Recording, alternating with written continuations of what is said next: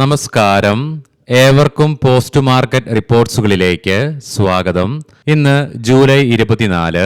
അങ്ങനെ തുടർച്ചയായി ഇന്ന് അഞ്ചാമത്തെ ട്രേഡിംഗ് സെഷനിലും ഗ്യാപ് ഡൗൺ ഓപ്പണിംഗിനെ തുടർന്ന് ഇന്ത്യൻ മാർക്കറ്റിന് നഷ്ടത്തോടുകൂടി തന്നെ ട്രേഡിംഗ് അവസാനിപ്പിക്കേണ്ടി വന്നെങ്കിലും അതേസമയം ബാങ്ക് നിഫ്റ്റിക്ക് തുടർച്ചയായി 4 ട്രേഡിംഗ് സെഷനുകൾ ഉണ്ടായ നഷ്ടത്തിന് ശേഷം നേരിയതാണെങ്കിലും ഇന്ന് നേട്ടത്തോടുകൂടി തന്നെ ട്രേഡിംഗ് അവസാനിപ്പിക്കുവാനുമായി. എങ്കിലും തുടർച്ചയായിട്ട് രണ്ടാമത്തെ ട്രേഡിംഗ് സെഷനിലും ഇന്ന് ബോർഡർ മാർക്കറ്റ്സുകൾക്ക് ഇടിവ് നേരിടേണ്ടതായിട്ടും വന്നു.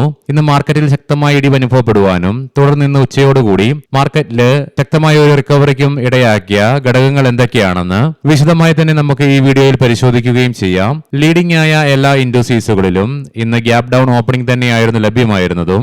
നിഫ്റ്റിയിൽ ഇന്ന് 200 പോയിന്റുകൾക്ക് മുകളിലുള്ള ഗ്യാപ് ഡൗൺ ഓപ്പണിംഗ് ആയിരുന്നു ലഭ്യമായിരുന്നതും. എങ്കിലും ഉച്ചയോടുകൂടി മാർക്കറ്റിന് റിക്കവർ നടത്തുവാൻ സാധിച്ചതിന്റെ ഫലമായിട്ട് ഇൻട്രാഡേ ബേസിസിലാണെങ്കിൽ കൂടിയിട്ടും 23,800 എന്ന ഏറെ നാളായിട്ടുണ്ടായിരുന്ന നിഫ്റ്റിയുടെ ക്രൂഷ്യൽ സപ്പോർട്ട് ലെവൽ ഇൻട്രാഡേ ബേസിസിൽ മറികടക്കുവാനായെങ്കിലും അത് നിലനിർത്തുവാനുമായില്ല. 102 പോയിന്റുകളുടെ നഷ്ടത്തോടുകൂടി 23,767 എന്ന ലെവലിൽ ട്രേഡിംഗ് അവസാനിപ്പിക്കേണ്ടി വന്നപ്പോൾ സെൻസെക്സിന് 331 പോയിന്റുകളുടെ നഷ്ടത്തോടുകൂടിയും അതേസമയം ബാങ്ക് നിഫ്റ്റിക്ക് 101.5 പോയിന്റുകളുടെ നേട്ടത്തോടുകൂടിയും ട്രേഡിംഗ് അവസാനിപ്പിക്കുവാനുമായി. ബോർഡർ മാർക്കറ്റ്സിൽ തുടർച്ചയായി ഇന്ന് 2 ട്രേഡിംഗ് സെഷനുകളിൽ ഇടിവ് നേരിടേണ്ടതായിട്ട് വന്നു. നിഫ്റ്റി സ്മോൾ ക്യാപ്പിന് 0.32%, അതേസമയം മിഡ് ക്യാപ്പിന് ഫ്ലാറ്റ് ആയിട്ടാണെങ്കിലും നെഗറ്റീവ് സെന്റിമെന്റ്സോടുകൂടി അഥവാ 62 പോയിന്റുകളുടെ നഷ്ടത്തോടുകൂടി തന്നെ ട്രേഡിംഗ് അവസാനിപ്പിക്കേണ്ടതായിട്ടും വന്നു. NSEയുടെ അഡ്വാൻസ് ഡിക്ലൈൻ റേഷ്യോയിൽ ഇന്ന് 1383 സ്റ്റോക്കുകൾക്ക് നേട്ടത്തോടുകൂടിയും അതേസമയം 1587 സ്റ്റോക്കുകൾക്ക് മാത്രമേ നഷ്ടത്തോടുകൂടിയും ട്രേഡിംഗ് അവസാനിപ്പിക്കേണ്ടതായിട്ട് വന്നുള്ളൂ. HCL Tech, Wipro, Cipla, ITC, HDFC Life തുടങ്ങിയ സ്റ്റോക്കുകൾക്ക് ഇന്ന് നിഫ്റ്റി 50യിലെ ടോപ്പ് ഗെയിനേഴ്സ് ആയിട്ട് മാറുവാനായപ്പോൾ Bajaj Finance, Eternal, M&M, Shriram Finance, Tata Consumer Products തുടങ്ങിയ സ്റ്റോക്കുകൾക്ക് നിഫ്റ്റിയിലെ ടോപ്പ് ലൂസേഴ്സ് ആയിട്ട് മാറേണ്ടതായിട്ട് വന്നു. ഇന്ത്യൻ രൂപയ്ക്ക് തുടർച്ചയായി രണ്ടാമത്തെ ട്രേഡിംഗ് സെഷനിലും US ഡോളറിനെതിരെ ഫ്ലാറ്റ് ആയിട്ട്, അതായത് മിനിങ്ങാന്നത്തെ ക്ലോസിംഗ് ലെവലായ 96.57 എന്ന ലെവലിൽ ഇന്നലെയും ഇന്നുമായിട്ട് ട്രേഡിംഗ് അവസാനിപ്പിക്കുവാനും സാധിച്ചു.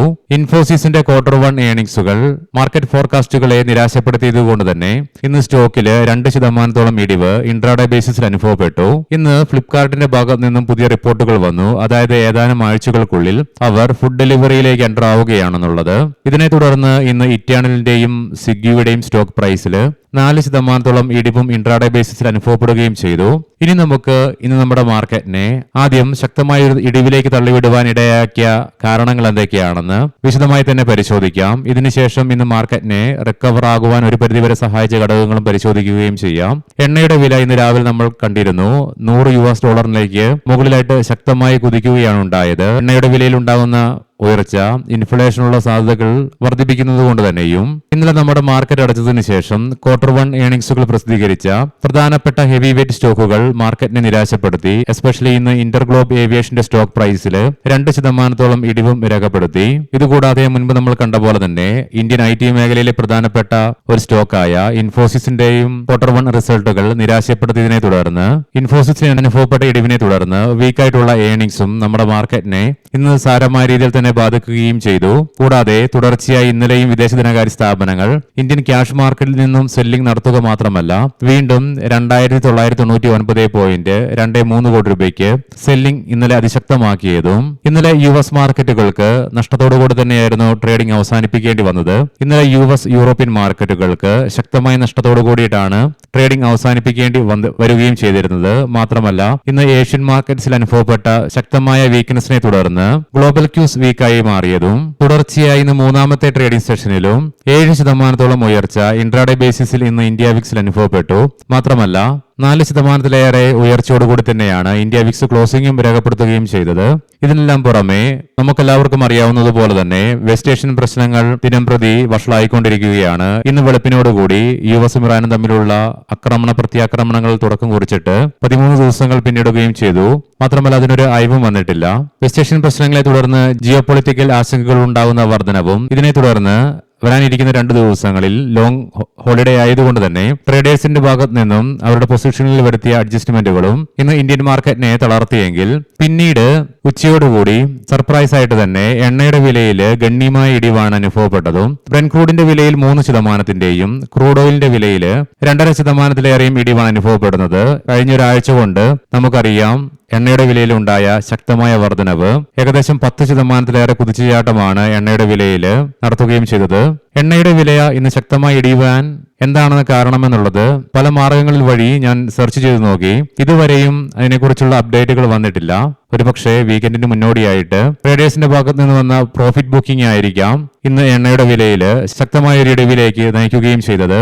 ഒരുപക്ഷെ ഇന്ന് എണ്ണയുടെ വില ഇടിയുവാനുണ്ടായ കാരണങ്ങൾ വരും മണിക്കൂറുകളിൽ അപ്ഡേറ്റ്സ് ആയിട്ട് വരികയും ചെയ്യാം.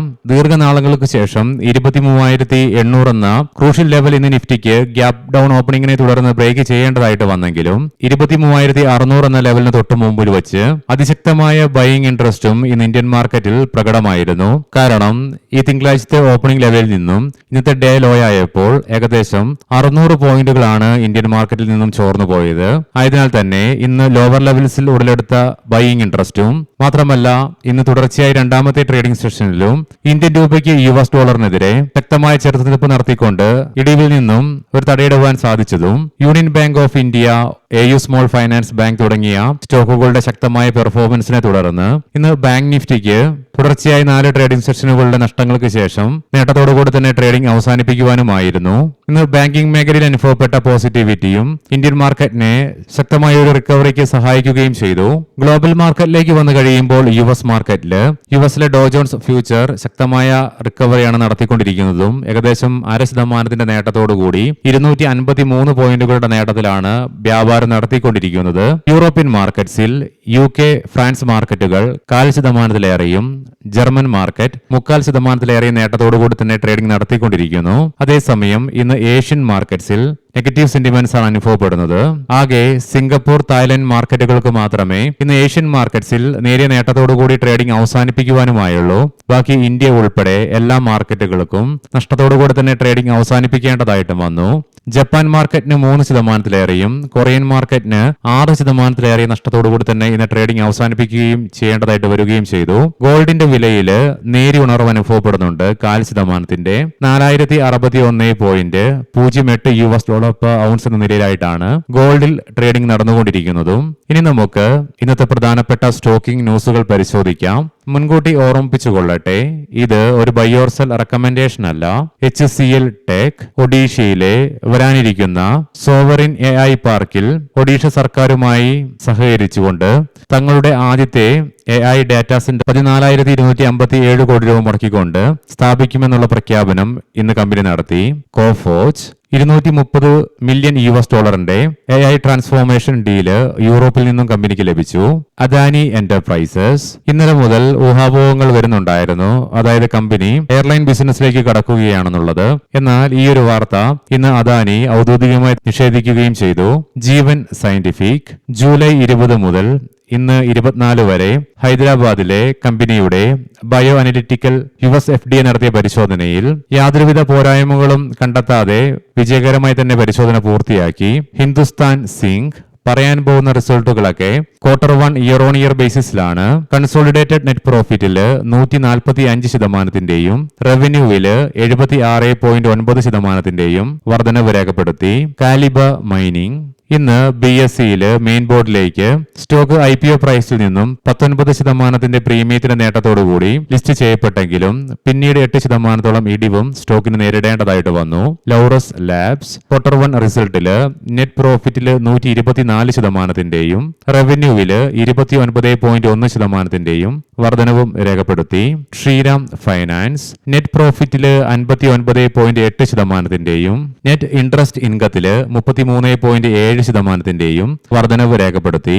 അദാനി എനർജി സൊല്യൂഷൻസ് ആന്ധ്രാപ്രദേശിൽ 8,500 കോടി രൂപയുടെ ട്രാൻസ്മിഷൻ പദ്ധതി കമ്പനി സ്വന്തമാക്കി.